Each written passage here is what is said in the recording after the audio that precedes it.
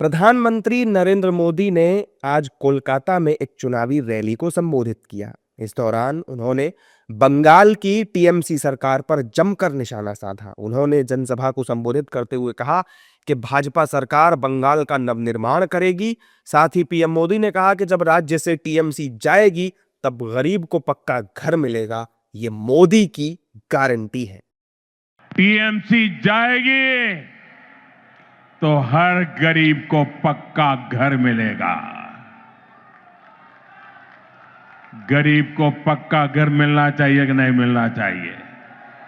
मिलना चाहिए कि नहीं मिलना चाहिए? मिलना चाहिए। ये मोदी की गारंटी है। हर गरीब परिवार को बता देना, जैसे ही टीएमसी की सरकार जाएगी गरीबों का पक्का घर बनना शुरू हो जाएगा। टीएमसी जाएगी तो हर घर साफ जल पहुंचेगा।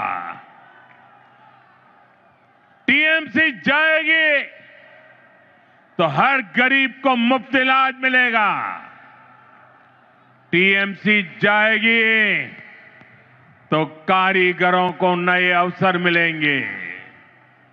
टीएमसी जाएगी तभी बंगाल में सुशासन आएगा। पीएम मोदी ने कहा कि आपने टीएमसी पर भरोसा किया, लेकिन आज बहन बेटियों के साथ आए दिन अपराध होते हैं। बड़ी आशा के साथ टीएमसी को लेकर आए। आपने टीएमसी पर भरोसा किया, लेकिन टीएमसी ने लेप के गुंडों और माफियाओं को ही अपनी पार्टी में भर्ती कर लिया। आज बंगाल में अपराधियों को खुली छूट है। आए दिन बहन बेटियों के खिलाफ दिल दहलाने वाले अपराध होते हैं। बंगाल का कोई इलाका ऐसी घटनाओं से अछूता नहीं है। पीएम मोदी ने एसआईआर का भी जिक्र किया और कहा कि टीएमसी ने बंगाल को असुरक्षित बना दिया है। आपने देखा है, जब भी चुनाव आयोग निष्पक्ष चुनाव सुनिश्चित करने के लिए कदम उठाता है, मतदाता सूची की शुद्धि की कोशिश करता है, तब टीएमसी उसके खिलाफ हमला करने लगती है। जो संस्था स्वतंत्र और निष्पक्ष चुनाव कराने के लिए जिम्मेदार है, उसी की विश्वसनीयता पर सवाल खड़े किए जाते हैं। ऐसा ही व्यवहार देश की सेना को लेकर दिखाई देता है।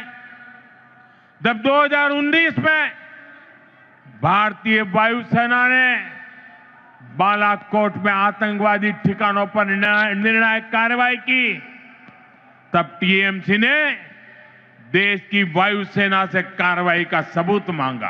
पीएम मोदी ने परिवर्तन का आह्वान किया और बीजेपी को जिताने की बात भी कही है। याद रखिए, इस बार चुनाव सिर्फ सरकार बदलने का नहीं है। इस बार चुनाव बंगाल की आत्मा को बचाने का चुनाव है। इस बार चुनाव व्यवस्था बदलने का है। इस बार चुनाव कटमनी से छुटकारे का है। इस बार चुनाव डर से मुक्ति का है। मैं आने वाले परिवर्तन के लिए मेरे बंगाल के भाइयों बहनों को बहुत बहुत शुभकामनाएं देता हूं। दरअसल एसआईआर की अंतिम मतदाता सूची प्रकाशित होने के बाद ये पीएम मोदी का पहला बंगाल का दौरा था। उन्होंने शनिवार को पश्चिम बंगाल में 18,680 करोड़ रुपए की विभिन्न परियोजनाओं की शुरुआत भी की।